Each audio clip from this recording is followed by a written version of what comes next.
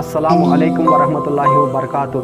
నా ప్రియ ధార్మిక సోదరులారా, దైవ ప్రవక్త ముహమ్మద్ రసూలుల్లాహ్ సల్లల్లాహు అలైహి వసల్లం వారు ఈ విధంగా ఒక వ్యక్తికి ఉపదేశించడం జరిగింది. ఆ యొక్క విషయాలు ఏమిటంటే, ఒకటి, యవ్వనాన్ని వృద్ధాప్యానికి గురి కాకముందు శ్రేష్టమైనదిగా భావించండి. రెండు, ఆరోగ్యాన్ని అనారోగ్యానికి గురి కాకముందు శ్రేష్టమైనదిగా భావించండి.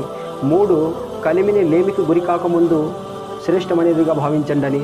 నాలుగు, తీరిక సమయాన్ని పనుల భారం వచ్చి పడకముందు శ్రేష్టమైనదిగా భావించండి. ఐదు, జీవితాన్ని చావు దాపరించకముందు శ్రేష్టమైనదిగా భావించండి.